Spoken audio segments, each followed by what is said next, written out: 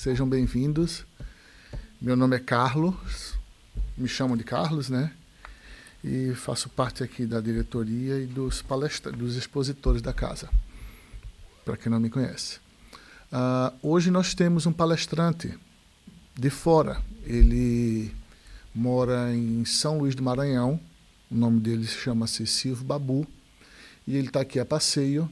Então nós aproveitamos a visita dele e convidamos para ele dar uma palestra aqui para a gente, certo? É uma pessoa que já está há muito tempo, ele é ex-presidente de uma casa espírita lá em São Luís do Maranhão, e ele é um dos fundadores de um projeto que se chama Instituto Babu, leva o sobrenome dele, em homenagem ao pai dele.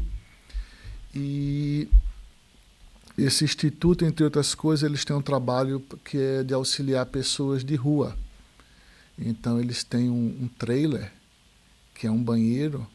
Dentro do trailer é um banheiro, um chuveiro, e eles vão na rua e pegam o pessoal na rua e cuida do pessoal, dá banho, corta o cabelo, dá um tune-up nas pessoas, para que as pessoas se sintam um pouco melhor, além de alimentação e de cuidados médicos. Mas vamos começar com a abertura de hoje. Esse nosso palestrante, ele acabou de ligar para a gente, ele teve um problema na vinda, ele está hospedado numa cidade que está quase 1 hora daqui, e ele teve um problema no trânsito, então ele vai chegar aqui um pouco atrasado. Então eu vou me alongar um pouco nessa nossa abertura para dar tempo dele chegar aqui, certo? Então, o nosso livro de abertura, o livro de abertura que eu escolhi hoje, foi o Pão Nosso. Uma coisa interessante nesse livro Pão Nosso, que é ditado pelo Espírito de Emmanuel com a psicografia de Chico Xavier, é que, como outros livros do Emmanuel, ele pega parábolas, trechos do Evangelho e vem elucidar, vem trazer para a gente a visão dele em cima daquele texto, certo? Então, esse aqui, que está na terceira epístola de João, capítulo 1, versículo 11, em qual ele fala: Amado, não sigas o mal, mas o bem. Quem faz o bem é de Deus, mas quem faz o mal não tem visto a Deus. Então Emmanuel começa: a sociedade humana não deveria operar a divisão de si própria, como sendo um campo em que se separam bons e maus, mas sim viver qual grande família em que se entregam os espíritos que começam a compreender o Pai e os que ainda não conseguiram pressenti-lo. Claro que as palavras maldade e perversidade ainda comparecerão por vastíssimos anos no dicionário terrestre, definindo certas atitudes mentais inferiores. Todavia, é forçoso convir que a questão do mal vai obtendo novas interpretações na inteligência humana. O evangelista apresenta conceito justo. João não nos diz que o perverso está exilado de nosso Pai, nem que se conserva ausente da criação. Apenas afirma que não tem visto a Deus. Isto não significa que devamos cruzar os braços ante as ervas venenosas e zonas pestilenciais do caminho. Todavia, obriga-nos a recordar que um lavrador não retira espinheiros e detritos do solo a fim de convertê-lo em precipícios. Muita gente acredita que o homem caído é alguém que deva ser aniquilado. Jesus, no entanto, não adotou essa diretriz. Dirigindo-se amorosamente ao pecador, sabia-se, antes de tudo, defrontando por enfermo e infeliz a quem não se poderia subtrair as características de eternidade. Lute-se contra o crime, mas ampare-se a criatura que se lhe enredou nas malhas tenebrosas. O mestre indicou o combate constante contra o mal. Contudo, aguarda a fraternidade legítima entre os homens por marco sublime do reino celeste. Gente, isso foi a elucidação de Emmanuel, né? Agora vamos tentar aqui conversar e tentar trazer, porque o Emmanuel é muito sábio, né? Então tem certas palavras que a gente tem que diluir mais ainda. Então, para começar, ele fala aqui sobre o mal. A gente, na nossa língua, a gente tem o mal com U e o mal com L. Todos aqui conseguem diferenciar um do outro? Consegue? Então vamos recapitular. O mal com U é um adjetivo, certo? Ele qualifica uma pessoa, uma coisa. Então, fulano é mau. Fulano é um mau aluno. É uma má pessoa. Então, isso é um adjetivo. Já o mal com L é um advérbio, ele pode ser advérbio, substantivo ou uma conjunção. Então, é uma coisa que modifica a ação, o mal com L. É o contrário do bem. Então, hoje eu acordei bem, ontem eu acordei mal. Então, é diferente. Por que eu estou trazendo isso? Porque no texto aparecem muitas coisas e vai clarificar para a gente essa diferenciação. O título, só relembrando, é Pecado e Pecador. Certo? Então, a gente vê aqui duas separações. O pecado, que é a ação, e o pecador, que é aquela pessoa que comete aquela ação. À medida que a gente vai evoluindo a caminho de Cristo, todos nós estamos aqui para evoluir.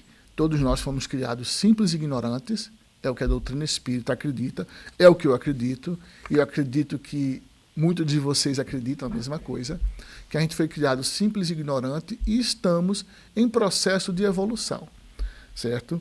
Sendo que neste nosso caminho, até chegar a ser um espírito puro, a gente comete deslizes, desacertos. Como fala o povo, a gente viaja na maionese de vez em quando, certo? Então, que é coisa nossa, não é coisa do Criador. Esses erros, esses desvios são coisas nossas, que nós mesmos criamos para a gente, causamos contra nós mesmos. Mas, com esses desvios, a gente vai atraindo coisas para a gente. Se a gente se a gente planta flores, a gente colhe flores. Se a gente planta erva daninha, a gente vai ter que colher erva daninha. A gente não consegue colher na lavoura do outro, não. A gente colhe a nossa própria lavoura, aquilo que a gente planta. Certo? Mas Deus é muito bom. Ele dá muitas oportunidades para a gente. Certo? A gente tem a eternidade inteira para a gente corrigir esses desvios. E eu queria trazer um negócio aqui para vocês. Essa palavra pecado, ela soa muito pesado, né? Vocês sabiam que na época de Jesus, essa palavra pecado não tinha essa conotação. Essa conotação foi trazida pelos religiosos de lá para cá. A palavra pecado em hebraico, que se chama ratá, ela, se for traduzida ao pé da letra até hoje, se ela foi traduzida ao pé da letra, ela significa desvios. Então, fulano cometeu um pecado, fulano cometeu um desvio. Sendo que as religiões de lá para cá, porque as religiões durante muito tempo, né, hoje em dia não acontece mais isso, né? Mas durante muito tempo as religiões causavam medos nas pessoas. Deus era aquele Deus que ia castigar, que ia pesar a mão na cabeça de fulano, que se você não fizesse o que Deus quer, você vai ser condenado ao fogo eterno. Você vai ser condenado a isso e aquilo. Então, isso foi medo que foi imposto pelas religiões durante esses 12.000 anos. Certo? Então, essa palavra não tinha essa conotação na época de Jesus. Então, os hebreus não tinham os hebreus eles não tinham essa conotação. Então, é o seguinte, Jesus, ele conversando com Pedro certa vez, e isso está no Evangelho de Pedro, no capítulo 8, versículo 34, ele fala: aquele que comete o pecado é escravo do pecado. Então, aquele que comete um desvio torna-se escravo daquele desvio. Certo? Então, qualquer coisa que a gente comete de errado, a gente fica preso naquela sintonia, naquela aura, naquela vibração, até que um dia a gente venha consertar. Mas o mesmo Jesus, depois falando para Pedro, no capítulo 4, que vai do versículo 8 a 11, ele falou: acima de tudo, porém, tende amor intenso uns aos outros, porque o amor cobre a multidão de pecados. Então, o que é que ele fala? Que apesar de tudo, de qualquer desvio, tende amor ao seu próximo. Porque esse amor, ele vai te cobrir uma multidão de pecados. Ele vai servir como um advogado para aquela pessoa em momentos difíceis que elas vão passar pela frente. Porque todos nós, um dia passaremos, se não estamos passando, se não passamos já, mas um dia a gente vai passar por situações difíceis. E essas coisas boas que a gente planta no nosso caminho serve de advogado para nós. Eu, nos domingos, nas segundas-feiras, tem uma coisa que eu costumo sempre comentar aqui nas aulas, né? Eu, já desde 2016 que a gente tem os cursos, 2006, que a gente tem os cursos, e eu sou um dos instrutores do curso, e meu curso é o Nosso Lar. E eu sempre falo, todas as turmas eu falo, que quando a gente faz uma coisa boa para certa pessoa, a gente não está fazendo só para aquela certa pessoa. Vamos supor, eu faço uma coisa boa para Maria. Maria tem filhos, tem marido, tem amigos, tem mentores espirituais. Então, quando eu faço uma coisa boa para Maria, todas aquelas pessoas que gostam de Maria, sejam elas encarnadas ou desencarnadas, vão ficar gratos com aquela atitude que eu fiz. Então, eu não estou conquistando só Maria, eu estou conquistando aqueles amigos ao redor de Maria, que no momento de angústia, da aflição que eu venho a ter lá na frente, aqueles amigos espirituais de Maria vai dizer: ó, Carlos, certa vez ajudou Maria, vamos lá ajudar Carlos. E assim funciona. A gente vai aumentando a nossa network, a gente não fala tanto network, a gente vai aumentando a nossa network no mundo espiritual. Não é só para aquela pessoa que a gente ajudou. Então tem pessoas que as pessoas que recebem esse auxílio indiretamente. Então, continuando. Emmanuel vem nos mostrar que o pecado e o pecador são duas coisas completamente distintas. Certo? Por quê? Porque o pecado foi uma ação que aquela pessoa provocou.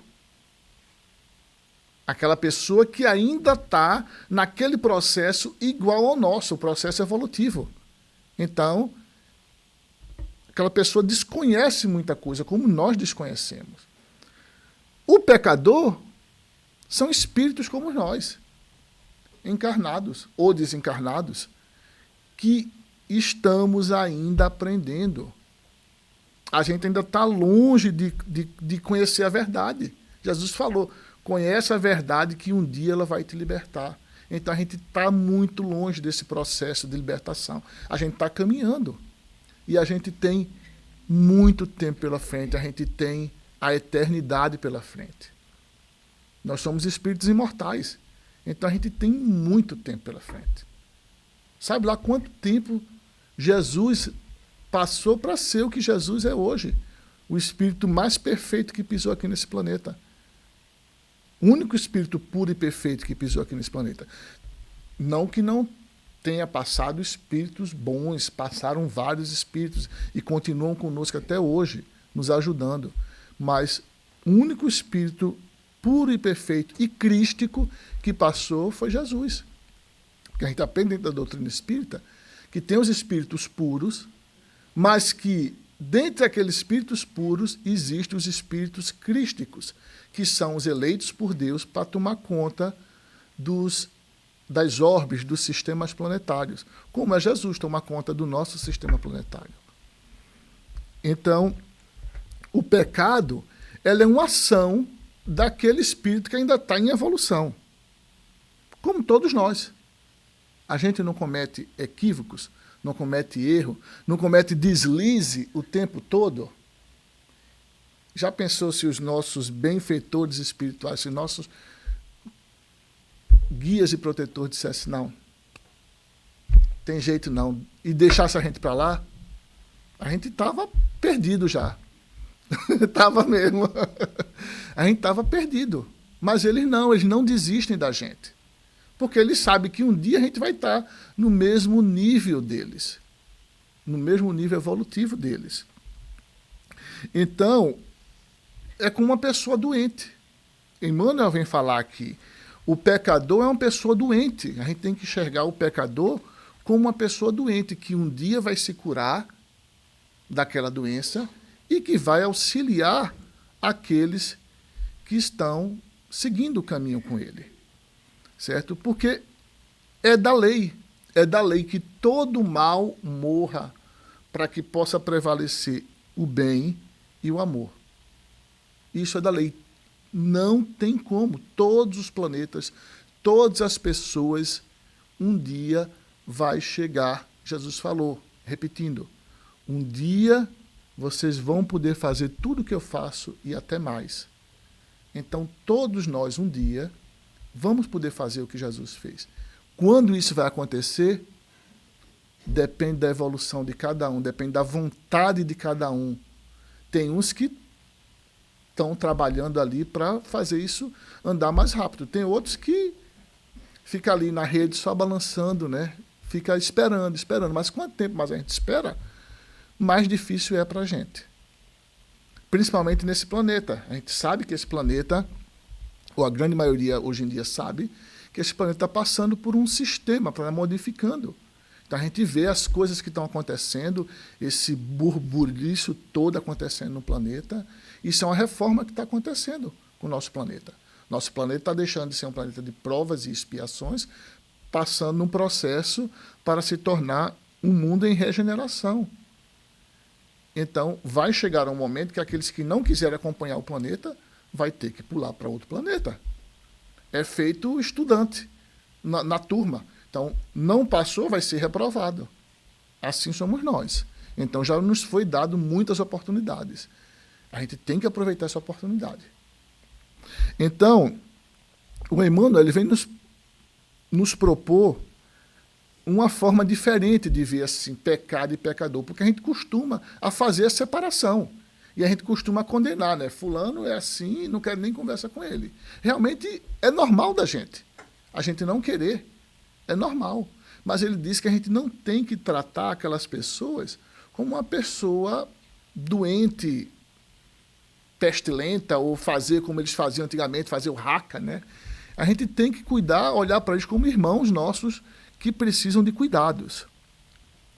Porque o único que poderia atirar pedra nunca tirou pedra em ninguém, que é Jesus. Ele falou, aquele que tiver sem pecado atira a primeira pedra.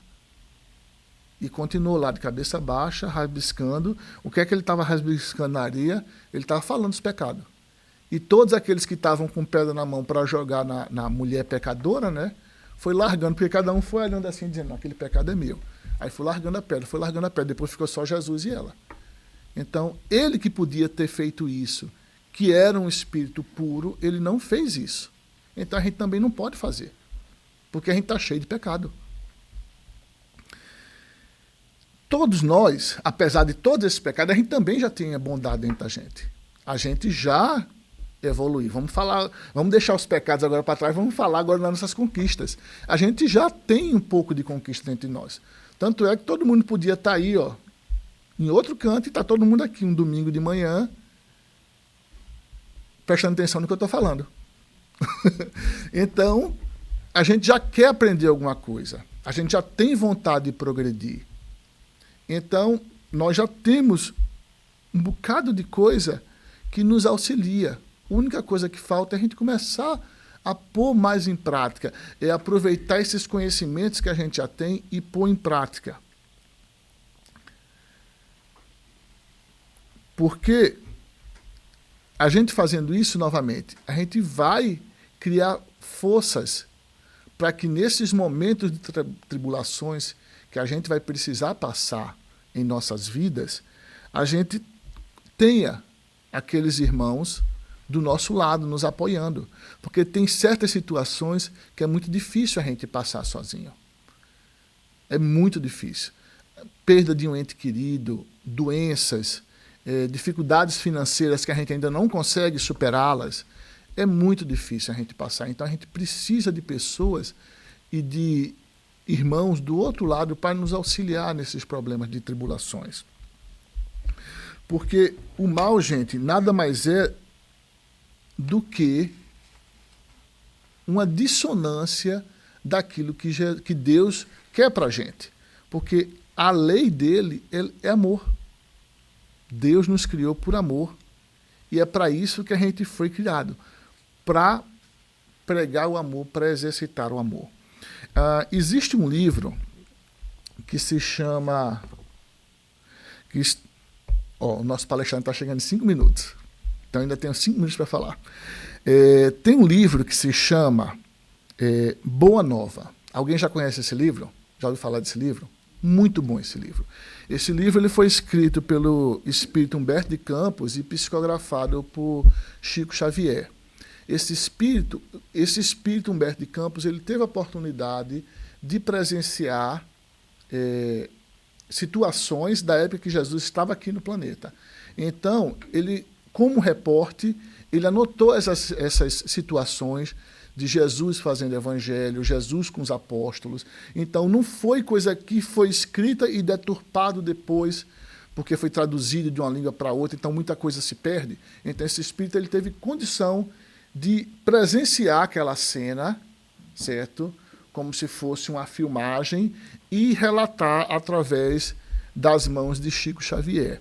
Então, tem certo momento, numa conversa com Pedro, que ele fala: Pedro, um dia você vai entender, porque Pedro nos conta a história que Pedro era meio estourado, né? Puxou a espada para brigar com o soldado, com o centurião que quis prender Jesus, e cortou a orelha do centurião, né? E Jesus foi lá e curou a orelha do centurião.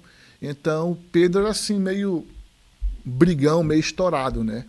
Então, ele chegou para Pedro, certa vez, e disse: Pedro, um dia você... E isso não está no Evangelho, tá, gente? Isso não está na Bíblia. Ele falou: um dia você vai entender que o homem no mundo é bem mais frágil do que perverso. Então, isso que Jesus quer dizer, o que é? Que toda essa perversidade, essa maldade que a gente ainda vê no nosso planeta, a gente vê nas pessoas, é fraqueza da pessoa. Fraqueza de espírito da pessoa.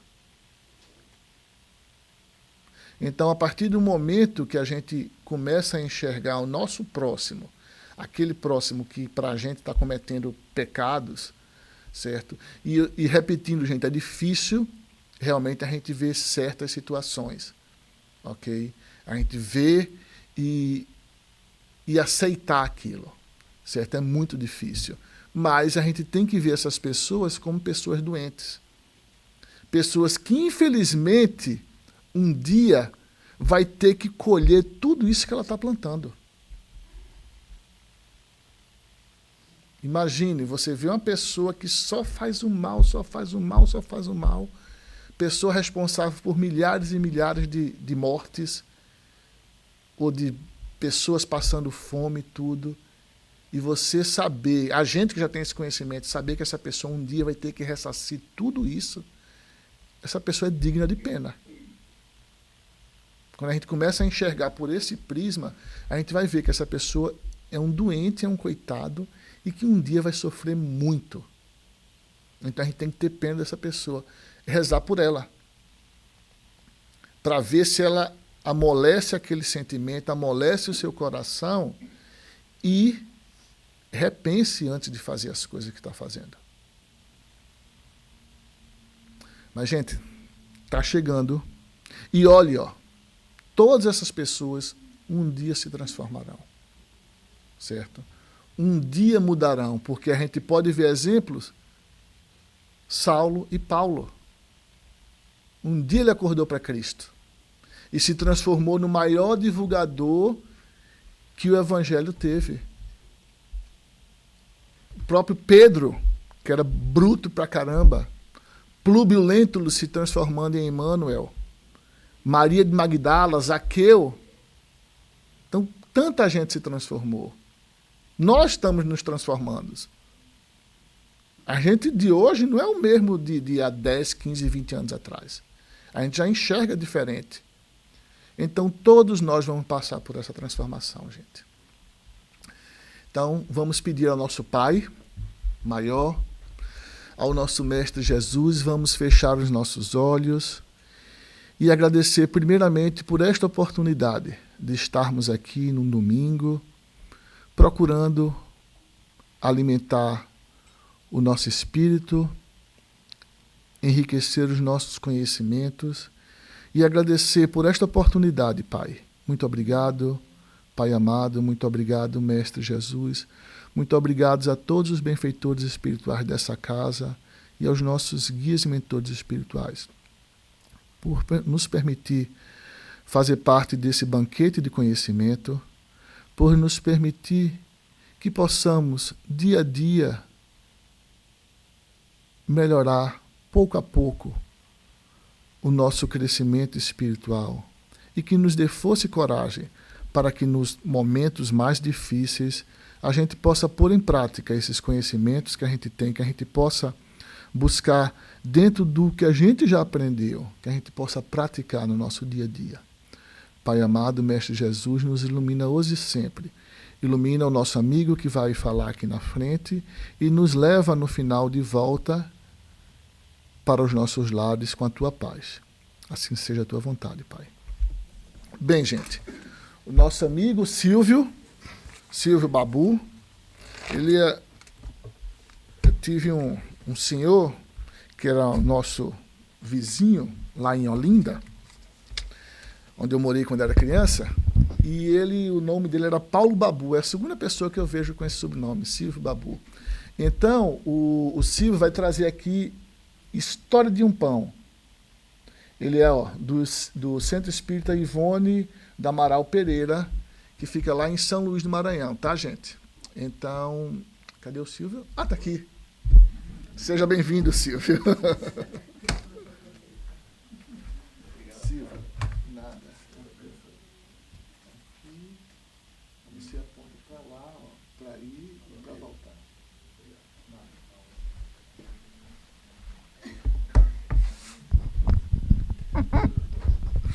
Bom dia. Que a paz do nosso amado Mestre Jesus nos envolva nesse momento de alegria, nesse momento de confraternização. Em primeiro lugar, gostaria de agradecer ao Carlos, ao Luiz, em nome de toda a diretoria da casa, pelo convite, pela oportunidade de ser útil, de conversar com vocês sobre um tema que, às vezes, quando a gente coloca o tema, né?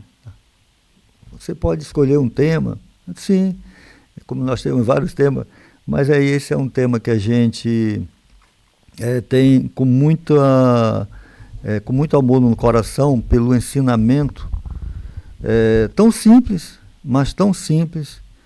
mas de uma grandiosidade muito imensa, né? Que a gente pode dizer assim, algo que transcende, às vezes, o nosso entendimento, e transcende aquilo que o nosso querido e amado Mestre Jesus nos pediu, a fim de que pudéssemos realizar aqui neste plano, no planeta Terra.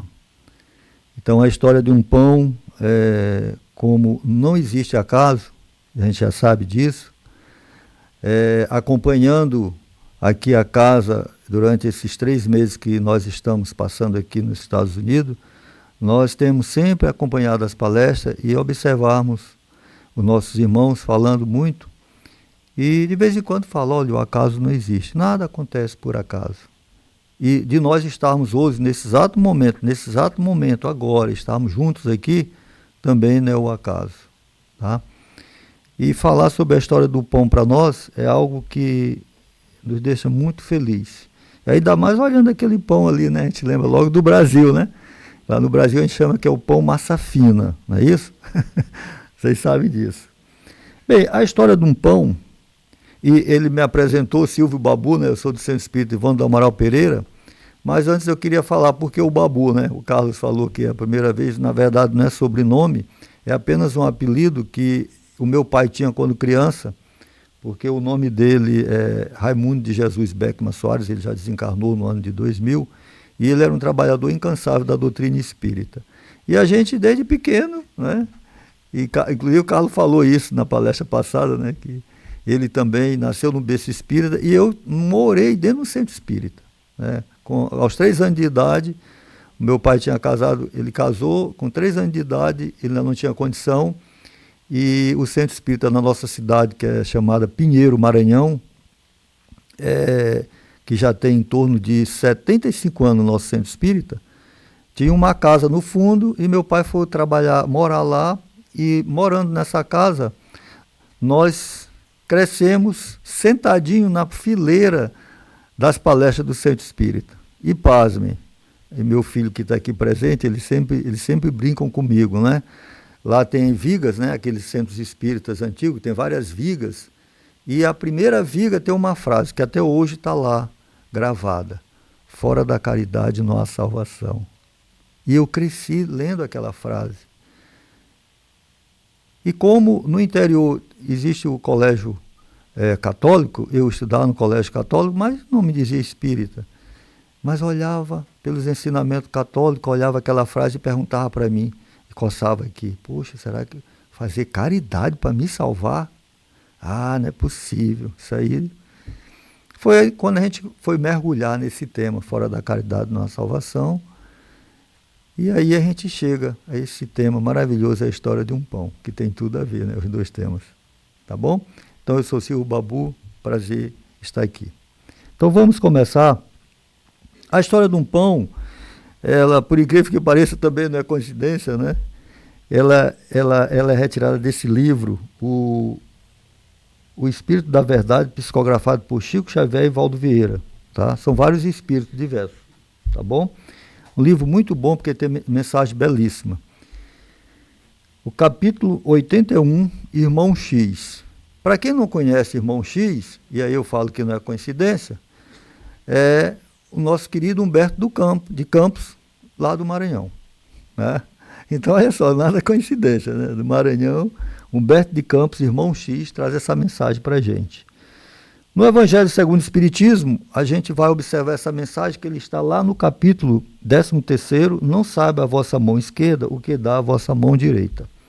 Item 15, a beneficência, aonde na beneficência nós vamos mergulhar um pouco e buscar entender a caridade mais fácil de ser realizada, tá bom? Porque quando a gente fala a história de um pão, a gente está falando de algo material, um pão, um alimento que é material. Tá? Então a gente traz a beneficência como a caridade material, a forma mais fácil de nós realizarmos. Certo? E quais são os temas que nós vamos expor hoje? Para vocês observarem que é uma história muito simples, mas que a gente faz um mergulho, uma imersão, tá? Gigantesca. Quais são os temas? Nós vamos falar sobre morte, que na verdade a gente já sabe que a morte não existe, né? Mas a gente poderia dizer, vamos falar sobre a vida. Vamos falar sobre conflitos, abandono, sofrimento, arrependimento, luz. E aqui a gente começa a fazer uma viagem diferente. Uma vai se aprofundando, né? E a outra a gente vai começando e emergindo, quando a gente fala da luz, que é justamente a volta, né? Aí nós vamos ter o auxílio, vamos ter a gratidão, o bem, a oração, a caridade, o amor, o reencontro, o abraço, a reencarnação. Certo? Então, quantos temas nós vamos falar, né? Mas lógico que nós não vamos aprofundar todos esses temas, porque cada tema desse seria um tema para seminários, 2, 3, 4 dias, cada um tema desse, né? Bem, a morte, algo que a doutrina espírita já nos traz de uma forma bastante diferente das religiões tradicionais. E eis um ponto bastante interessante, que nós espíritas, às vezes, por mais estudiosos que somos, nós não paramos um pouquinho para refletir. Tá? Uma vez num seminário lá no Maranhão, um palestrante fez um questionamento para nós que estávamos na plateia. Qual é a informação mais preciosa que a doutrina espírita trouxe para nós aqui no planeta Terra? E aí, lógico, aí ele pediu para a plateia, era um seminário, era um estudo, né, onde havia debates, pediu para a plateia se manifestar. E uns falavam praticamente os princípios básicos da doutrina espírita, que todos nós já sabemos, não é? E aí, o primeiro, Deus. Então, muitos falavam, Deus. Não, mas Deus, já fala-se de Deus muito antes da doutrina espírita, é verdade. Outros falavam a pluralidade da existência. Diz assim, não, mas tem outras doutrinas também que já falam da pluralidade das existências. Outros falam mediunidade, mas a mediunidade é muito antes do Cristo, desde a época da Grécia Antiga. Outros falam da reencarnação. E aí, mas nossos irmãos lá do Oriente também falam sobre reencarnação há muito tempo. O hinduísmo, há 4.000 anos, fala sobre reencarnação. Bem, a comunicabilidade com os espíritos. Não, mas isso aí também, olha só que interessante. Quer dizer, os princípios básicos da doutrina espírita não é novidade para os espíritas. Muito antes da doutrina espírita se fala dos princípios básicos. A imortalidade da alma, né? Não, mas a imortalidade da alma também, né? Quer dizer, desde os antigos, Moisés. Bem, e aí o debate se foi o palestrante. Meus irmãos, é muito simples o que o Espiritismo trouxe para nós, que até então nenhuma religião tradicional nos trouxe. Não é que quando nós vamos nos encontrar do outro lado, no outro plano, no extrafísico, que nós denominamos de morte aqui, vai ser falado para nós, né? E eles falam para nós, e nós vamos entender isso, que não vai mudar absolutamente nada. E isso é um ponto que nenhuma outra doutrina fala para nós.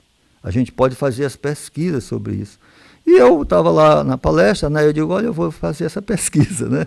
Porque às vezes o expositor fala, né? E a gente sempre está em dúvida.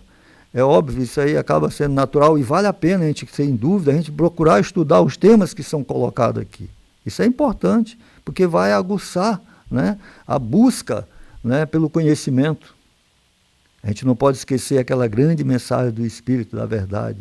Espírita, amai-vos, eis o primeiro ensinamento. Instruí-vos, eis o segundo ensinamento.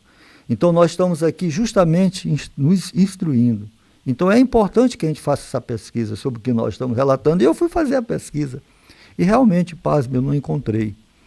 Realmente o que eles falam? Que depois que a gente passa para o plano extrafísico, não muda absolutamente nada. A única coisa diferente é que nós não temos mais o corpo material, o corpo físico. Mas nós somos exatamente como nós somos hoje. Nossa, é isso que os Espíritos trouxeram para nós? Sim. E tem uma importância gigantesca quando a gente começa a querer entender isso. Por quê? Porque nós vamos começar a querer viver como espíritos imortais que somos. Porque se após o desencarne eu não vou mudar em absolutamente nada, eu preciso trabalhar aqui e agora as minhas paixões, os meus vícios, as minhas imperfeições e buscar sublimar o meu sentimento trabalhando o quê? As minhas virtudes. E aí faz toda a diferença. Por quê? Porque nós passamos o tempo todo aqui na matéria, né, vivendo como homem do mundo, verdade, e no Evangelho fala sobre isso, a importância de viver como homem, né, no mundo, e não como homem do mundo, que faz uma diferença. Ou seja, nós precisamos aproveitar a matéria para crescermos, para nos aprimorarmos. A matéria nos possibilita isso. E é uma questão lá do Livro dos Espíritos, quando Kardec pergunta qual é o objetivo da encarnação. Uma questão assim fantástica, que os Espíritos nos falam, olha, para uns provas e expiações, para alguns missões, mas se vocês não conseguirem, né, passar por todas as vicissitudes né, que vai acontecer na matéria, vocês não vão conseguir deixar de voltar para a matéria. E o que seria isso? E aqui um parêntese nosso, uma observação nossa, nada mais, nada menos do que dominar a matéria. Enquanto nós não buscarmos dominar a matéria, nós teremos que voltar à matéria. Olha que legal. Então a doutrina espírita, através de uma pauta racional, nos mostra a refletir que nós precisamos estar no mundo, sim, mas aproveitar aqui para sublimar os sentimentos e dominar a matéria. Então, a história começa com uma personagem chamada Barsabás, certo? Não é o Barrabás, né? Vocês lembram do Barrabás lá? Aquele que foi preso juntamente com Jesus, que na hora da escolha soltaram Barrabás e Jesus ficou preso? Não é Barrabás, aqui é Barsabás, certo? Quando Barsabás, que era um tirano, demandou o reino da morte, buscou debalde reintegrar-se no grande palácio que lhe servira de residência. O que é isso? É aquilo que nós falamos, nós desencarnamos e nós buscamos o quê? Retornar aonde nós habitualmente estamos vivendo, né? No caso dele era um palácio, então ele buscou se reentregar àquele palácio, tá certo? E aí, lógico, a gente já estudou isso, né? Que a gente sabe que muitos irmãos, ao desencarnar, não têm a menor ideia que desencarnaram e pensam que continuam encarnados, né? É algo muito comum. Inclusive, é uma questão no Livro dos Espíritos que Kardec, eu peço desculpa para os meus irmãos por não citar as questões, tá bem? Um número, porque às vezes são muitas, são 1019 perguntas, né? E como o tempo, a gente não vai, eu não vou nem abrir aqui o tablet para não atrasar. Eu não vou citar o número das questões, mas se a gente procurar lá, né, se o espírito participa do seu funeral, os espíritos respondem, quase sempre eles estão presentes lá no seu funeral. Ou seja, né, a tendência é que nós vamos nos reentregar naquele meio que nós vivemos. E se é o funeral da gente, imagina, né? A gente vai querer perder essa? De forma nenhuma, né? Só que muitos não sabem que estão no seu funeral, né? E aí quando tem essas surpresas, às vezes, né, que tem essa surpresa, aí entra justamente o quê? Aquela consciência, né, de estar face a face com a sua consciência. E aí começa a entender. Mas lógico que tem todo momento de perturbação e tem caso a caso para a gente refletir. Então, esse processo de reintegração de Barsabás ao seu palácio, após o desenlace, após a carne, é algo que acaba sendo muito comum entre os espíritos, certo? Bem, continuando. E aí começa o conflito, o tema conflito. O que acontece? Que a maioria, né, dos espíritos que nós sabemos que quando desencarnam, quando a gente participa de funeral, a gente tem a percepção, a gente sabe disso. A viúva, alegando infinita mágoa, desfizera-se da moradia vendendo os adornos. Nossa, olha só, agora imagina, nós voltarmos para casa e chega alguém na casa da gente e um familiar nosso está vendendo, né, as nossas paixões, o nosso carro bonito, importado, né, aquele carrão, né? Não, aqui nos Estados Unidos não é fabricado aqui mesmo, né? No Brasil que é o carro importado, aquele carro luxuoso, aquele relógio que foi de vovó, de vovô, né? E aí está se desfazendo, né, daquelas bachelas, daquelas tigelas e por aí vai.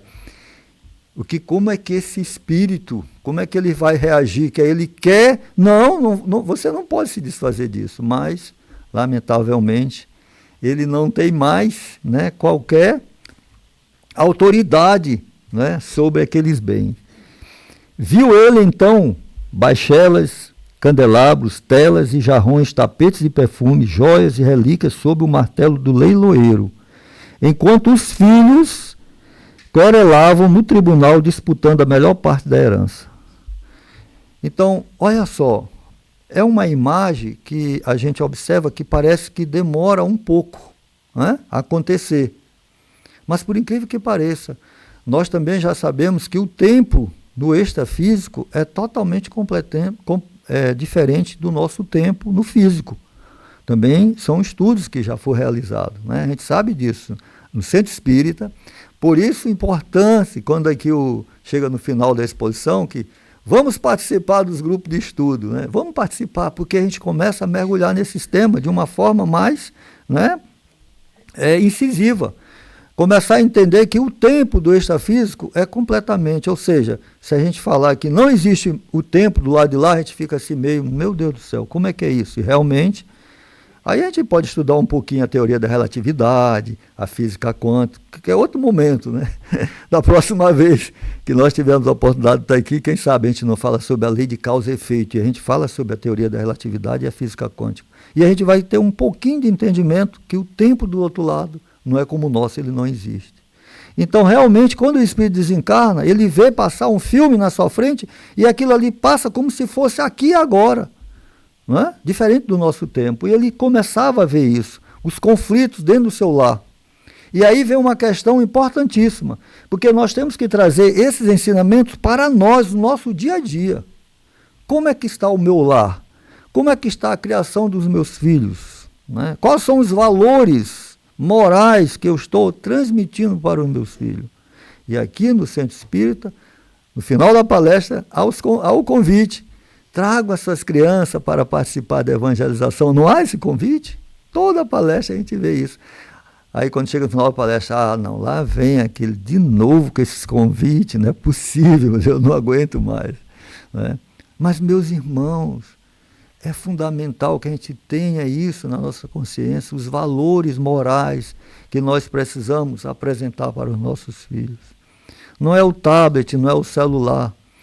Foi falado na palestra passada sobre essa questão do celular, das redes sociais, etc. E a gente lembra de Paulo de Tarso, tudo é lícito, mas nem tudo me convém. Eu vou proibir meu filho de tablet. Não, que isso? Está aqui o tablet, meu filho. Mas eu preciso educar ele a usar o tablet. É só isso. Mas não é fácil. Aí eu vou fazer um parênteses. Eu tenho um filho. Eu falei para ele ontem, meu filho, tu tá famoso. Ele está morando no Japão, o outro meu filho, né? E quando ele era garoto, a minha irmã, que é a madrinha dele, parabenizou ele porque ele tirou 10 em uma prova. E a minha irmã, o nome dela é Violeta, né? E aí ele disse mesmo assim, minha madrinha, a senhora está pensando que é fácil tirar 10? E aí eu digo a mesma coisa para vocês estão pensando que é fácil educar um filho? Não é fácil. E o que a gente faz? A gente dá um presente material, outra coisa, e deixa passar o tempo, e depois com o tempo, quando a gente vai se deparar com o Baçabás, a gente vai encontrar o conflito na família, porque estão brigando, justamente pela matéria, que foi aquilo que nós passamos para eles, e não os valores morais. Mas nós vamos aprender aqui na Casa Espírita, nós estamos sendo espírita. Não, mas eu tenho simpatia pela Igreja Católica, mas não tem problema, lá também tem evangelização. Mas eu tenho simpatia pela Igreja Evangélica, lá também tem evangelização. Os preceitos morais também são transmitidos. As religiões tradicionais também trazem isso. Nós não podemos perder isso. Certo? Então, olha como acontece quando a gente vai passar daqui para o outro lado. Os espíritos nos trazem isso de uma forma, não é, tão tranquila nas obras básicas, no livro Céu e Inferno. Quem não teve a oportunidade ainda de ler esse livro e estudar, se vocês tiverem essa oportunidade, é um livro fantástico. E era o livro que eu tinha mais medo de ler esse livro. Quando eu era menino, eu passava na livraria, olhava aquele livro, Céu e Inferno. Eu fazia assim, meu Deus do céu, eu não quero ver esse livro. Até que um dia eu encarei esse livro, meu Deus do céu, fantástico, é um livro fantástico. Quem não leu, precisa não só ler, estudar esse livro, Céu e Inferno, porque ele vai tratar justamente, né, dessas perguntas e respostas, que é a segunda parte do livro, que Kardec faz para os espíritos, vários tipos de espíritos, em várias situações, espíritos que foram assassinos, espíritos que foram suicidas, bons espíritos, aqueles que trabalharam no seu lar com a sua família, todos eles vão trazer relatos e mais relatos para nós. E nós precisamos o que? Através desses relatos, olhar para nós e dizer, bem, eu preciso fazer alguma coisa. A gente vai, sim, buscar através da razão, que é uma das nossas leis que a gente precisa seguir, porque se nós não formos através da lei da razão, tem a lei do amor. Se não for através dela, a lei da dor, que lamentavelmente é a lei que nos impulsiona. No Evangelho segundo o Espiritismo tem um parágrafo, tem um item chamado a paciência, que o Espírito começa a falar que a paciência é uma bênção que Deus envia aos seus eleitos. E às vezes a gente não entende o que é isso. É a dor. A dor é uma bênção que Deus envia aos seus eleitos. Continuando, aí vem um abandono. O espírito se sente o quê? Abandonado. Ninguém lhe lembrava o nome, desde que não fosse para reclamar o ouro e a prata que doara aos mordomos distintos. Quer dizer, ele doara mordomo distinto, quer dizer, ele tinha mais afabilidade com os mordomos do que com seus familiares. E porque na memória de semelhantes amigos ele não passava agora de sombra. Tentou o interesse afetivo de companheiros outros da infância. Todavia, entre eles encontrou simplesmente a recordação dos próprios atos de malquerência e de usura. Então, meus irmãos, esse é o retrato de um espírito desencarnado que não trabalhou na sua família, no seu lar, os valores morais, mas apenas os valores materiais. Não para os familiares, só para ele, porque esse aí ele era altamente egoísta. Então, é o estado que ele se encontrava no plano extrafísico, abandonado. E aí vem o que? O sofrimento. A gente traz aquela imagem do nosso querido André Luiz, que muitos de vocês já assistiram o filme Nosso Lar, né? Que quando chega naquela zona, vem o sofrimento. Bassabás entregou-se às lágrimas de tal modo que a sombra lhe embargou por fim a visão, arrojando-os nas trevas. Vagueou por muito tempo no nevoeiro entre vozes acusadoras. O caso de André Luiz. E aí, pessoal, olha que coisa interessante. Olha a técnica que Humberto de Campos nos traz. Ele mostra, olha, ele entregou-se a lágrimas por causa do remorso. Quer dizer, aquele sentimento, né, de dizer mesmo assim, meu Deus, o que foi que eu fiz do lado de lá? E aí, a visão dele, né, ficou turva. Ele perdeu a visão. Você entra no estado de escuridão. É assim que funciona. Às vezes a gente fala de trevas, escuridão, a gente fica logo assustado. Como é que se dá esse processo? Um ensinamento assim simples e técnico. Como é que acontece? O remorso. E vocês sabiam que o remorso é a porta aberta para o processo obsessivo? Sabe onde a gente vai encontrar isso? Lá no livro Entre a Terra e o Céu, psicografado por Chico Xavier, A Vida no Mundo Espiritual, nosso querido André Luiz. É um livro que precisa ser lido? Não, ser estudado, Entre a Terra e o Céu. Lá é mostrado para nós que o remorso é a porta para o processo obsessivo. Então, quem entende e já busca entender o que é obsessão, precisa trabalhar em si esta questão relacionada ao remorso, que foi justamente o que Bassabás encontrou. Naquele momento, ele entrou num processo de sofrimento, porque a luz dele, ele não conseguia mais enxergar nada, e ficou vagueando por muito tempo. Fazendo a relação com André Luiz, a gente lembra que lá no Nosso Lar conta-se que foi em torno de 8 anos o nosso calendário, né? 8 anos para nós, né? Agora, para o espírito, a gente não imagina. Podia ser um dia ou podia ser milênios. Porque a gente não sabe, né? Tá certo? Aqui, o tempo, para nós, é a gente comentou ainda há pouco. Mas do lado de lá pode ter sido 8 minutos, mas pode ter sido milênios. E para nós, a representação foram 8 anos. Tá? E aí vem o quê? O arrependimento, que é um processo natural que todos nós vamos ter que passar pelos equívocos, lamentavelmente, né, que nós vamos cultivando aqui no nosso plano. Eu lembro muito do nosso querido Emmanuel, mentor de Chico Xavier, que ele tem uma frase magnífica, que ele diz assim, olha, a semeadura é livre, mas a colheita é obrigatória. Então a gente tem que começar a analisar o que nós estamos semeando, porque nós vamos colher de qualquer forma, certo?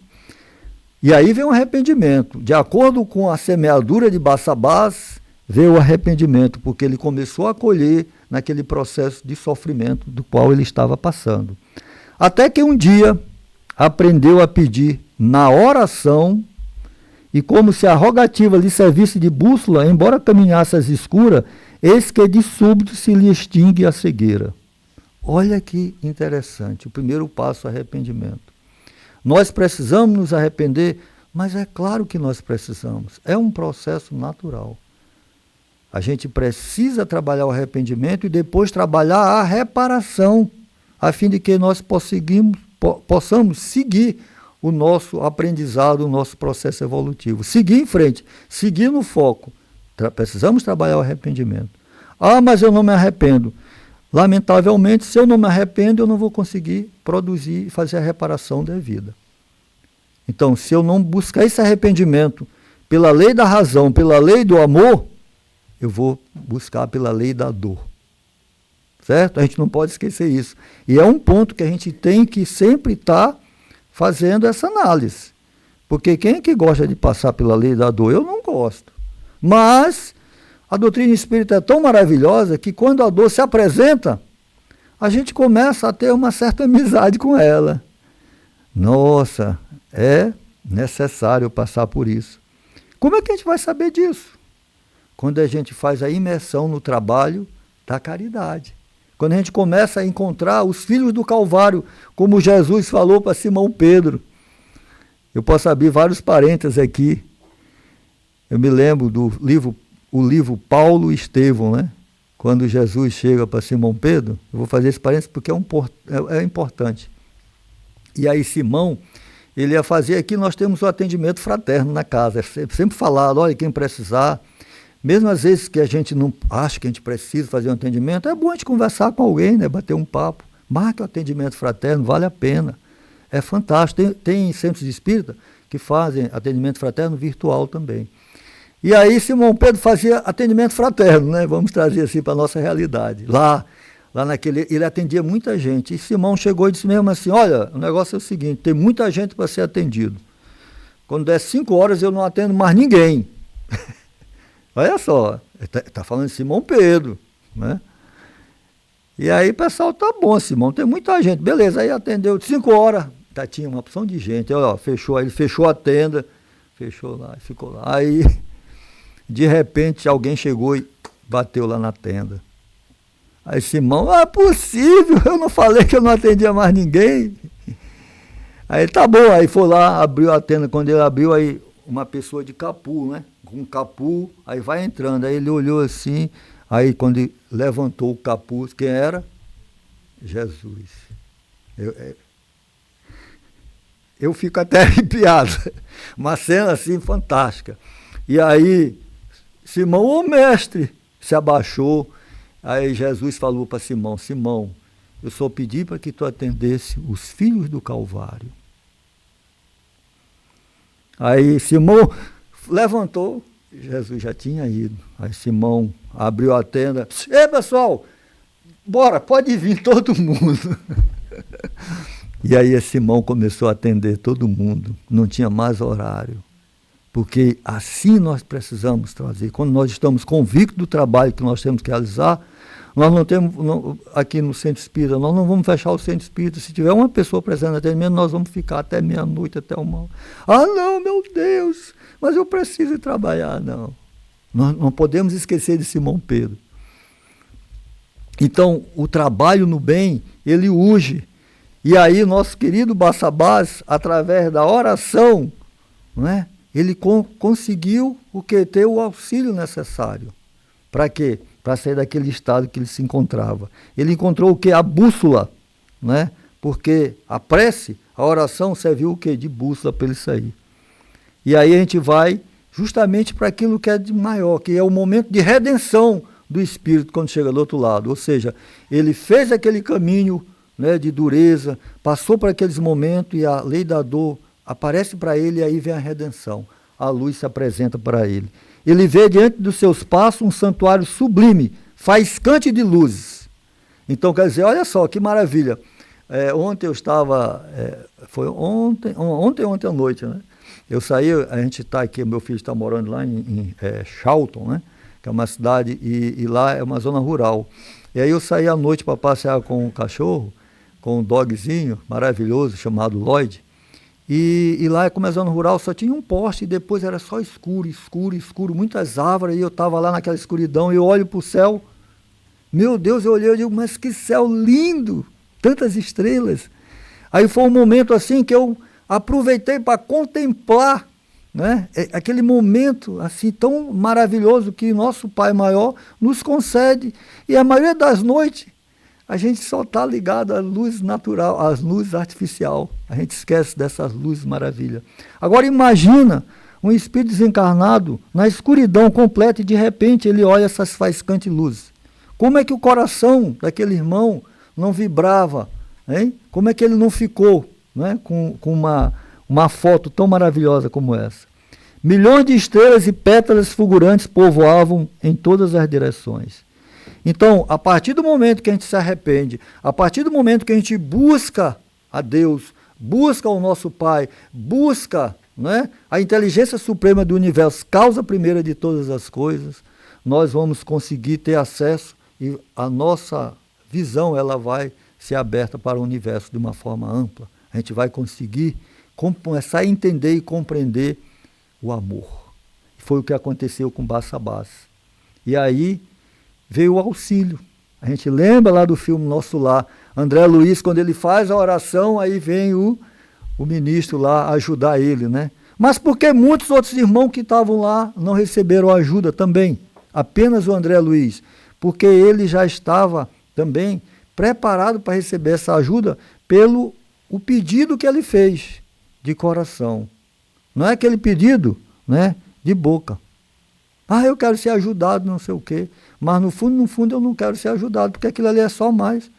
Inclusive no livro Nosso Lar, no livro, não passa no filme. Tem um caso lá de um espírito que tenta entrar em Nosso Lar, que é uma mulher que ela está com o seu perispírito todo cheio de manchas negras, né? E aí ela pede ajuda para entrar. Mas só que a ajuda não é sincera e ela não é permitida entrar, porque foi falado que se ela entrasse, ela ia causar uma desordem lá em Nosso Lar. Mas o que é aquelas manchas negras? Aí eles falam lá que foi os abortos que ela tinha feito. Eu não sei se vocês, quem lê o livro, lembra dessa passagem, né? Só para a gente entender. Então, um foi ajudado, André Luiz, mas ela não teve esse auxílio. Por quê? Porque aquele pedido não era do coração, né? Ela estava com outros intuitos. E aí ele recebe o auxílio. Barsabás, sem perceber, alcançar a casa da prece de louvor nas faixas inferiores do firmamento. Inclusive, essa casa das preces de louvor, lá na obra, no Livro dos Espíritos, mostra para nós as regiões que nós vamos ser auxiliados dependendo da condição de cada espírito, no próprio Livro dos Espíritos. Não apenas nas obras de André Luiz, né? Isso é importante a gente ver.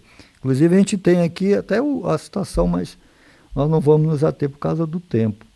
Então Barsabás, ele alcança, sem perceber, ele chega nesse local para ser ajudado. Não obstante deslumbrado, chorou impulsivo ante o ministro espiritual que velava no pórtico. Ou seja, realmente, o choro era de quê? De alegria, é verdade, mas principalmente de arrependimento por tudo que ele tinha feito. Então ele estava alegre, mas ele estava verdadeiramente arrependido. E isso é o ponto principal para que nós possamos trabalhar e termos em nós a redenção que nós necessitamos, né? Então esse choro impulsivo do ministro, ante o ministro que velava no pórtico. E aí vem o quê? A gratidão, é óbvio. Que aí sim, olha que legal, a gratidão é um tema que muitas das vezes a gente, no dia a dia, a gente passa assim despercebido, né, de ser grato. Mas tem um detalhe importante, cobrar o outro para que seja grato com nós, a gente sabe muito bem, mas a gente ser grato, a gente tem uma certa dificuldade. Então é algo importante que a gente tem que buscar trabalhar. E Barsabás, após ouvi-lo, generoso, o funcionário angélico falou sereno: Barsabás, cada fragmento luminoso que contemplas é uma prece de gratidão que subiu da terra. Então imagine só, o espírito sai, olha aquelas luzes, e lá nessa casa que ele está sendo auxiliado, é falado para ele que aquelas luzes são preces de gratidão que sobe da terra para o auxílio de outros irmãos. Né? E a gente fica pensando, mas isso aí tem alguma coisa errada, isso aí não são estrelas, não é matéria, etc. Né? Olha só que interessante, né? Aqui a gente olha as estrelas, a gente está olhando, né, corpos celestes, né, lá que são matéria. mas como espírito, ele estava olhando o quê? Preces de gratidão. Luzes que são emanadas, inclusive na obra, quando a gente vai estudar a questão relacionada do pensamento, né? Através do pensamento, nós emanamos, através do pensamento, fluidos, aonde lá o espírito percebe, e lógico, a maioria não sabe o que é aquilo, como ele não sabia, né? E aí é falado para ele que era prece de gratidão. Olha a importância que tem a gente fazer, ser grato, fazer algum agradecimento a alguém. Eu lembrei aqui de Chico Xavier, vou contar uma historinha rápida para vocês. Assim como eu hoje acabei chegando alguns minutos, né? Chico também, lógico, eu não moro aqui, e aqui tem a questão da velocidade que a gente tem que ir, né? Aquela velocidade constante. E meu filho, não, pai, eu não posso passar da velocidade. E outra hora eu falava para ele, meu filho, não passa da velocidade. Aí ele passava. Agora ele disse, não, agora eu não vou passar também. Eu digo, tá certo, como assim? Então, a gente tem que buscar através da prece da gratidão. Então, lembrando isso, a gente começa a refletir. Chico, ele saiu para o trabalho. Ele morava, né, lá em Pedro Leopoldo, numa casa, quem conhece Pedro Leopoldo, vale a pena conhecer quando for ao Brasil, lá em Belo Horizonte, perto de BH, bem pertinho, é uma cidade satélite lá de BH, Pedro Leopoldo. Eu tive a oportunidade de ir lá em Pedro Leopoldo e conhecer a casa onde Chico morava. E o centro espírita que ele trabalhava, e o centro espírita que ele fundou, já conhece, né? É fantástico lá, né? Pedro Leopoldo, nossa. E aí ele saía para o centro espírita para fazer o trabalho. E aí ele saiu atrasado. Aí lá vai Chico, né? Aquele jeitinho dele. Aí de repente uma vovozinha aparece. Ô Chico, meu filho, eu queria falar contigo. Aí Chico, eu não posso, minha irmã, que eu estou atrasado, eu vou para a reunião mediúnica. Porque o espírita diz, olha, não pode chegar atrasado em reunião mediúnica, não pode chegar atrasado, né? Só que lá no livro dos médios, Kardec tem um item lá, 330, o espírita estudioso pode ir lá precisar. Ele diz, olha, essa questão de atraso em reunião mediúnica, não tem problema chegar 5 minutos antecipado e 5 minutos atrasado. Os espíritos que querem ajudar a trabalhar estão lá, sempre à disposição de vocês. Mas tem alguns que dizem assim, não, os espíritos vão embora, né? Vão embora, eles largam a gente. Aí eu vou trazer Simão Pedro com Jesus. Meu filho, eu só te pedi para tu ajudar os filhos do Calvário. Bem, aí Chico deixou a senhorinha e saiu para o centro. Aí, lógico, quem apareceu? Emmanuel. Chico. Ô, Emmanuel, meu querido. Aí Chico, todo desconcertado. Ei, Chico, volta e vai atender a senhora. Aí, mas Emmanuel, eu estou atrasado, Emmanuel. Eu vou atender uma opção de gente, tem uma opção de espírito me esperando. Olha, se tu quisesse chegar cedo, tu tinha saído mais cedo. Se tu quisesse sair no horário, tu tinha saído mais cedo. Volta e vai atender a senhora. Aí Chico, lógico, né, como um bom, né, entendedor da mensagem, voltou. Minha irmã, vem cá. Ô, Chico, aí abraçou ela. E Chico lá, né, começou, minha irmã, aí atendeu ela, né. Aí ela dizia assim, ô Chico, muito obrigado. Aí Chico, tá bom mesmo, aí Chico saiu. Ela, Deus te abençoe, Chico. E aí, Chico? E aí, Emmanuel, ei Chico, pss, olha para trás. Aí quando ele olhou, prece de gratidão, luzes, fluidos de luz, vinha na direção de Chico Xavier, e quando chegava até ele sentia assim mais forte, mais preparado, mais harmonizado para o trabalho. Aí Chico, Emmanuel, Chico, aí Emmanuel, Chico, tu já pensou se fosse o contrário? O que é que viria, né? Se ela dissesse, vai com o diabo. Ela pensou o que vinha, né? E quer dizer, ia justamente fazer o contrário. Então, a prece de gratidão, meus irmãos.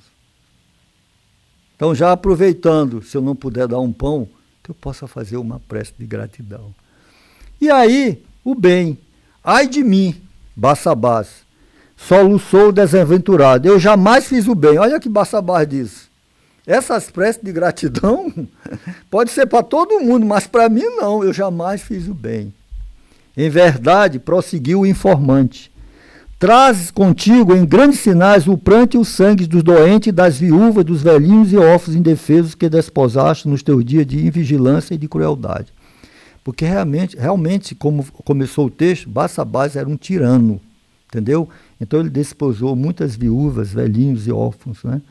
No momento que, olha como a espiritualidade, a mensagem, ela é perspicaz. No momento que é de vigilância e de crueldade. E em nenhum momento aponta o dedo, julgando Barçabás. Tu foste invigilante, né? Tu foste cruel. Entendeu? Mas, aí, a oração daquela criança. Entretanto, tens aqui em teu crédito uma oração de louvor. Aí Barçabás. E apontou-lhe a acanhada estrela que brilhava à feição de pequenino disco solar.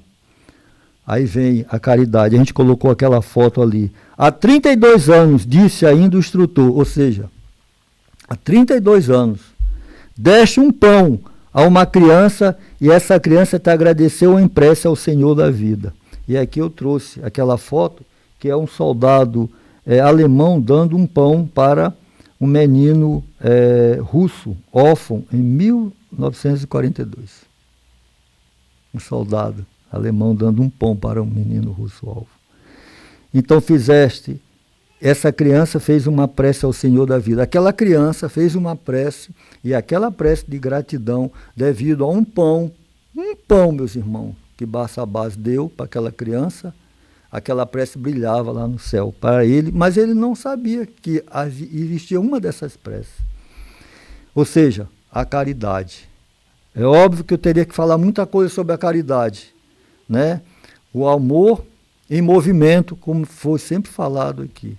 E lá, no livro dos Espíritos, Kardec pergunta, né? Aquela famosa pergunta, qual é a forma, né, da caridade que Jesus trouxe, nos ensinou. Benevolência para com todos, indulgência com as imperfeições alheias e perdão das ofensas. Olha a extensão da caridade, e às vezes a gente retrata a caridade apenas como um bem material, que está justamente na benevolência, no que tange a beneficência. Porque a benevolência nós podemos dividir em caridade material e caridade moral. Ser benevolente materialmente, trazendo a beneficência, através de um ato de dar algo material, um pão, uma roupa, uma sopa, é uma caridade material, né? Mas o abraço durante a sopa já trabalha a benevolência, a caridade moral. Mas só dar a sopa e não dar o abraço, eu estou dando a menor da caridade, que é a material. Então a gente tem que fazer essa reflexão sobre a caridade, certo? Continuando. E aí, após a caridade, que é o amor em movimento, a gente vai falar sobre o amor. Lógico, chorando de alegria e consultando velhas lembranças, Barçabás perguntou. Jonaquim, o enjeitado, ele lembrou daquela criança. Que era uma criança, que o nome dela era Jonaquim, e era uma criança que ela é enjeitada, né? Ela não tinha carinho de ninguém. Sim, ele mesmo, confirmou o missionário divino. Segue a claridade do pão que deste um dia, por amor, e livrar-te-ás em definitivo do sofrimento nas trevas. E aqui é o ponto ápice dessa mensagem. Segue a claridade do pão que deste um dia por amor. Quantos pão nós já demos por aí? Mas quantos pão nós já demos por amor? Né? É óbvio que, devido ao nosso estado evolutivo, ainda nossas imperfeições, às vezes a gente precisa dar 1.000, 2.000, 3.000 pão para chegar a um por amor. Mas ele não, ele deu um por amor. Ele não deu 1.000 pães. Isso é interessante, a gente refletir sobre isso. Então o exercício, é importante fazer isso, mas quando a gente começa a ter esse entendimento, a gente começa a buscar de alguma forma servir, mas ser útil por amor. E isso faz toda a diferença. Toda a diferença.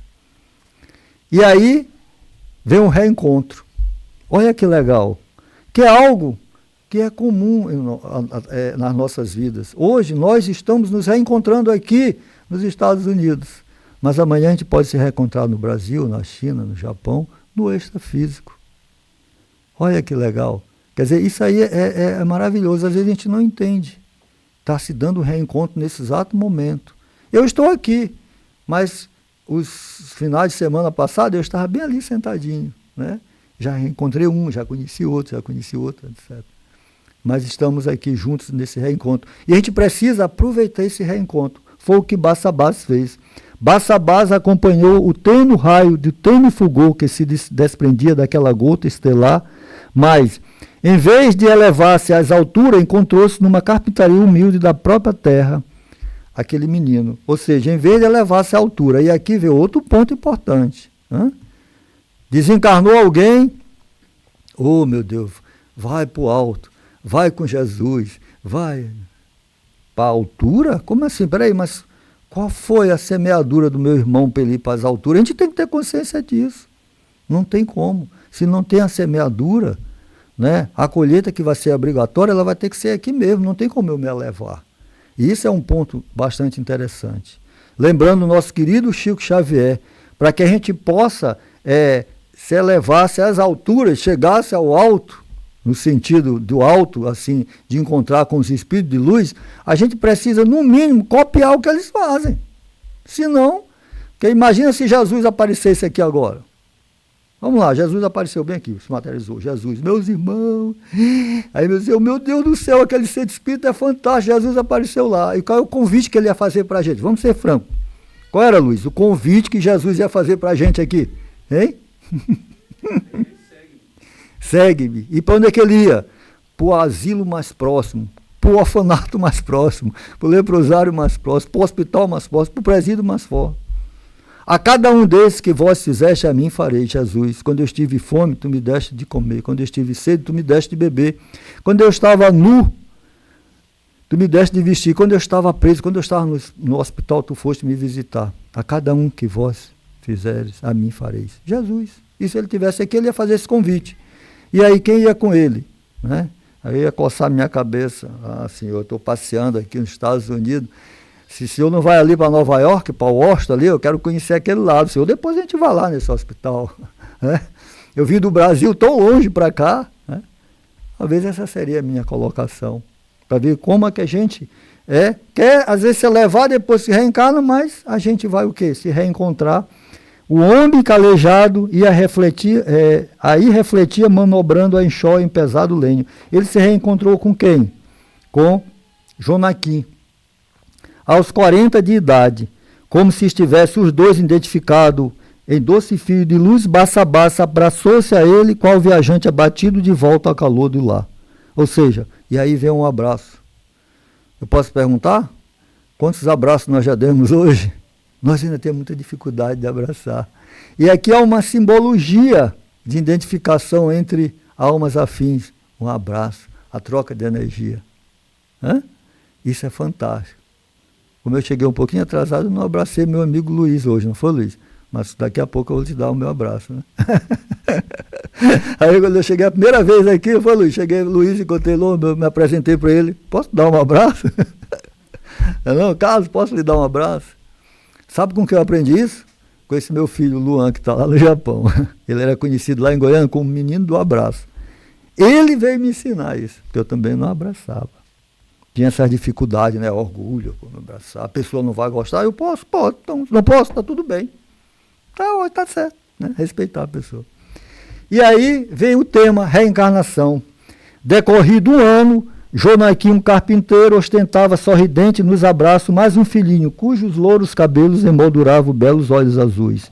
Com a bênção de um pão dado ao menino triste, por espírito de amor puro, conquistara Barsabás na leis eterna o prêmio de renascer para redimir-se.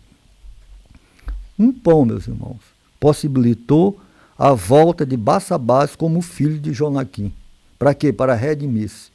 Redimir-se daquele tirano do qual ele, naquele momento, pela invigilância dele, pelos autos de crueldade dele, ele acabou dificultando o seu crescimento espiritual nesse plano. E aí, meus irmãos, para a gente encerrar nosso horário, eu queria trazer essa frase de Chico Xavier, que é uma das que nos acompanha, que pauta, né, assim, vamos dizer, pauta em nossas vidas, a gente querer ser útil, mostrar para as pessoas. Né? É óbvio que a gente também está longe de ser o exemplo, porque nós somos imperfeitos também, mas nós estamos aqui querendo, né, com a ajuda de vocês, junto nesse momento, também aprender um pouquinho.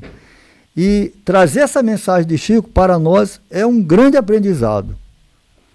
Toda vez que a justiça divina nos procura para acerto de contas e nos encontra trabalhando em benefício dos outros, manda a misericórdia divina que a cobrança seja suspensa por tempo indeterminado. Chico Xavier. Isso aqui é uma mensagem de André Luiz. Certo? E com essa mensagem eu vou me despedindo de vocês, agradecendo, né, de coração, com muita gratidão mesmo, né? Muita paz, desejo muita paz para vocês. Agradeço pelo tempo de vocês, por nos escutar. Né? Eu espero que, de alguma forma, com essa mensagem de Baça a Base, através desse livro maravilhoso, psicografado por Chico Xavier e o nosso querido irmão X, a gente possa, de alguma coisa, refletir. E quando chegar em casa, a gente começar a comprar pão. Tá bom, meus irmãos? Muita paz, muita luz. Que Deus abençoe e Jesus ilumine a todos vocês e todos os seus familiares e amigos. Sim, sei. Bem, nesse momento nós vamos fazer a nossa oração de encerramento dos trabalhos e também nós vamos fazer o passe coletivo, não é isso? Devido a ter uma exposição hoje, nós não vamos ter aquele passe como acontece normalmente, hoje vai ser o passe coletivo. E para a gente ter uma ideia, o passe coletivo, ele tem também os mesmos benefícios do passe individual. Tá bom? Mesmo benefício. Certo? Vamos acalmar nossas mentes, elevar o pensamento ao Criador, a Deus, nosso Pai maior, elevar o pensamento a Jesus, mentalizando a imagem de Jesus, com aquele olhar fulgurante, olhar compassivo, olhar de alegria, de observarmos que apesar ainda das nossas imperfeições, estamos aqui reunidos em seu nome, com esse propósito sublime de juntos buscarmos, através desta doutrina consoladora, através do seu evangelho, ensinamentos esses que verdadeiramente possam ter guarita em nossos corações, a fim de que possamos nos transformar e sermos homens de bem. Hoje, melhor do que ontem, e amanhã, melhor do que hoje. Com isso, Senhor, só temos a agradecer a Ti pela vida, agradecer por tudo, Senhor, que nós, nessa jornada terrena, enfrentamos, passamos os momentos de alegrias, os momentos de tristezas, por mais difíceis que seja feito sempre a Tua vontade. Mas também gostaríamos de pedir nesse momento de oração, de encerramento, uma vibração, um auxílio para todos os nossos irmãos desencarnados, indigentes, nossos irmãos suicidas, os espíritos sofredores, aqueles que ainda encontram-se com seus corações endurecidos, por todos os nossos familiares, amigos e conhecidos que já desencarnaram, nossos irmãos em situação de rua, nos presídios, manicômios, clínicas psiquiátricas, asilos e orfanatos, aqueles que estão nos leitos dos hospitais gemendo e chorando. Ó Senhor, quantos irmãos estão em conflitos, nos mais diversos campos de conflito que acontece no nosso planeta Terra, que as nossas vibrações possam chegar a eles e aos seus familiares. Também pedimos que essa vibração envolva a todos os corações dos dirigentes das nossas nações do nosso planeta, a fim de que a compaixão prevaleça e que a Tua paz seja a nossa paz. Nesse instante, pedimos uma espiritualidade maior aos trabalhadores desta casa, o GETU, Grupo de Trabalhadores Espíritas, trabalhadores de última hora, que eles possam se posicionar para que o passe magnético, essas bênçãos de luz e de amor, possa, nesse exato momento, envolver a todos nós que aqui estamos, encarnados e desencarnados. E que esse fluido de luz, nos envolvendo, possa, em nós, estabelecer a harmonia necessária, estabelecer em nós a cura, não apenas das nossas enfermidades do corpo físico, que tanto necessitamos de amparo e auxílio, mas, principalmente, em nosso perispírito, Senhor, a fim de que nossa possa readquirir cada vez mais a harmonia, o equilíbrio, para, como espíritos imortais, trabalharmos em nossos corações sentimentos sublimes de amor, de paz, de esperança e de humildade. Que esse fluido de luz, nesse momento, possa envolver a todos nós.